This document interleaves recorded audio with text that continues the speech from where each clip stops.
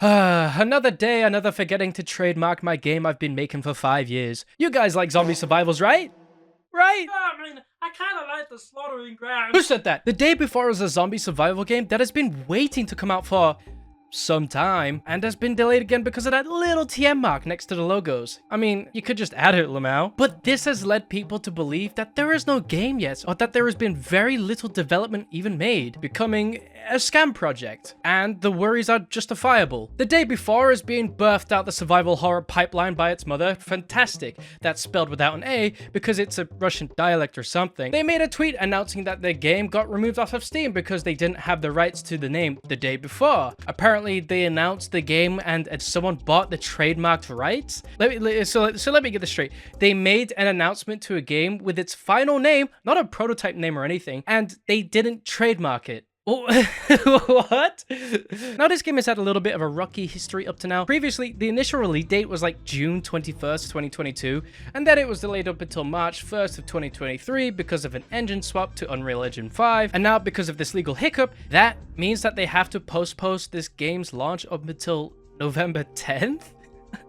What? I mean, if a trademark problem halts your game that long, then I guess, I don't know, legal stuff is scary. But it's just kind of hard to believe that that's the case. It's kind of hard to believe. Like, you're buying yourself some time so you can work on the game more. This is just a perfect excuse for that. Now, keep in mind, this game hasn't really had much proper gameplay material showcased. They pretty much just teased so much through text, promises, and scripted gameplay that it's kind of become a meme that there is no game anyway.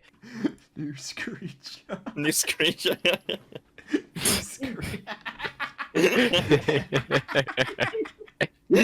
Now, usually when I hear the accusation of a game project not existing or being a scam, I usually give the benefit of the doubt. Like, why would they have to lie about making a game? Other than money. On one hand, it'd be best to be honest with your audience, but on the other, if investors are involved, they're clawing at your legs for you to release this as soon as possible so they can get their money back, if not more. Anyway, I say this because it was sad to see before games like Atomic Heart and the System Shock remake catch this bullet hell of accusations because they were projects of lengthy development times. This System Shock remake was a Kickstarter project, so there's that added worry of whether the backer's money is going towards something fruitful. And Atomic Heart's concern was, where was its money coming from? The game looks so buggy, laggy, and there's all these scripted test videos and concepts from decades ago. But over time, the fruits began to ripen. The System Shock remake pulled its shit and their team together after so much drama with lack of communication with the community and the in-house development. They even had some drama with an engine swap too, from Unity to Unreal, and well, that caused a stir. An engine swap is not a trivial thing. You're basically starting over. But now they've had a redemption arc, having so many blog updates and a final release date, which is for this March. By the way, I talked about this part a little bit in my System Shock 2 video, which I made about a year ago. Go watch that. It took me about a year to make, and I'm really proud of it still. And eventually, Atomic Heart got its piece, being announced that they got their investment funds from Tencent?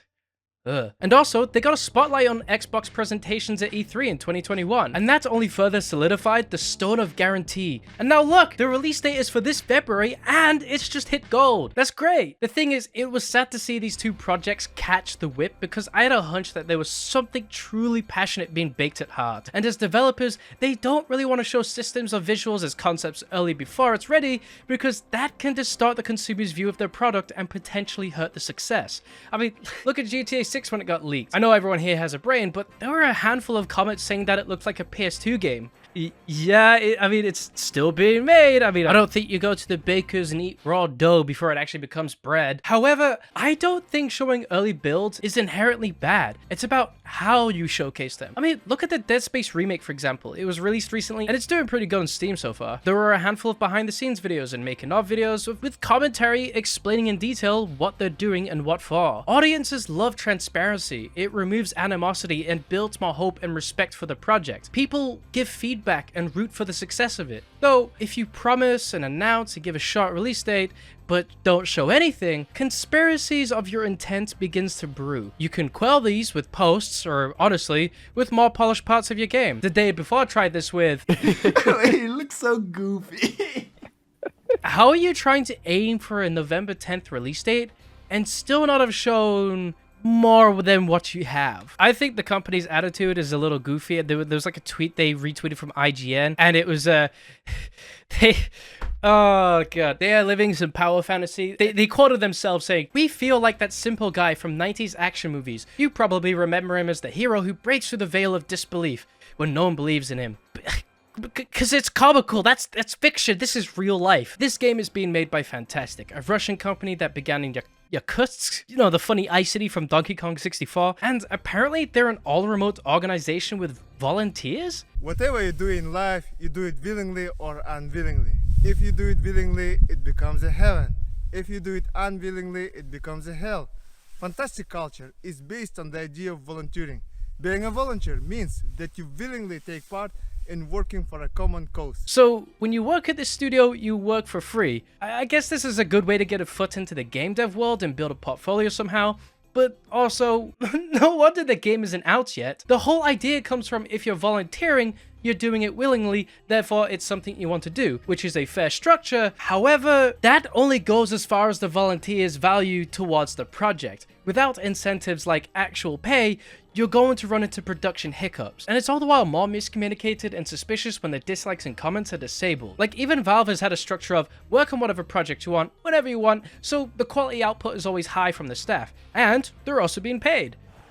But even with the freedom in that workspace, productivity is a little Axeman had a good segment on that in this video about Valve. You should definitely watch that. This studio Fantastic are the same people who made Prop Night, which was a genuinely fun game to play and to goof off with. It's not like Fantastic are a new studio who's just come out of nowhere like Mundfish and presented Atomic Heart. No. They have Prop Night. Fantastic having a game under their belt gives them some merit and legitimacy to the existence of The Day Before, but it has been so poorly drip-fed out to the public that they've begun to believe that not much has been made. They have a day in a life video where they work in the negative 70 degrees cold.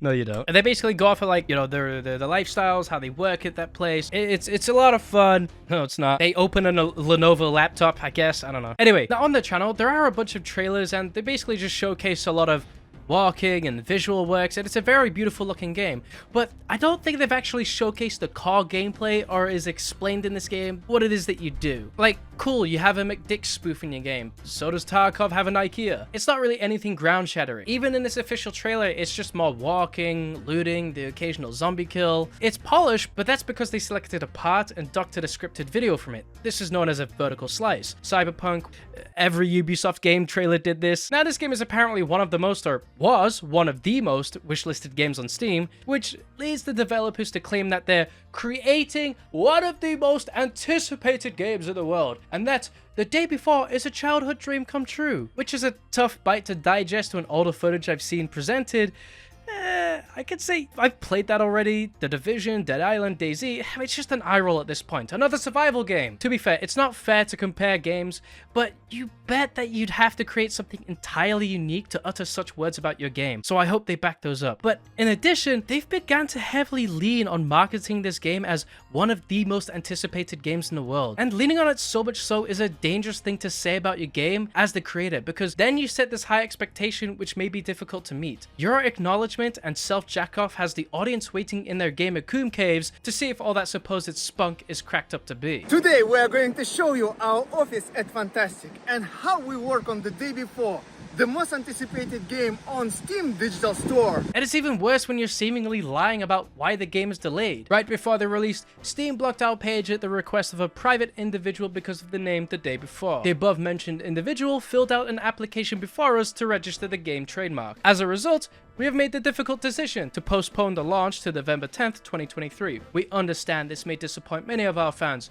However, we want to ensure we release the best possible game. The first line claims to delay because of the trademark problem, and the second claims to want more time to ensure quality. Listen, you would have saved so much more headaches if you kept it honest to the truth and just gritted your teeth on a bitter seared bite of information. And even so, you would have just saved so much more hassle if you just didn't have a release date in the first place until you were really sure, because unfortunately setting a release date too early, even in good faith, will bring in a lot of questions about your legitimacy if you keep pushing it back, and even more so if you have nothing to show for it. Anyway, so that's the end of the video. I'm currently back from my vacation. I have a video where I'm gonna completely meme it. I was in Japan. Who knew? I'm a fucking weeb. I've got a long project coming up soon, so I think I'm gonna do these short videos more so I could still have a presence on the internet whilst being really busy on this project. I was thinking of maybe trying to stream it as well. I don't know if you guys would be interested in that. I don't know if it interferes with the content on this channel as well, but I want to hear what you guys think. And I just want to thank you all for the Backrooms video. That did surprisingly well. So I just want to thank you guys for that. Anyway, goodbye. I'm gonna go watch some anime, I guess. I don't know. You should do that too. We should watch some anime together sometime.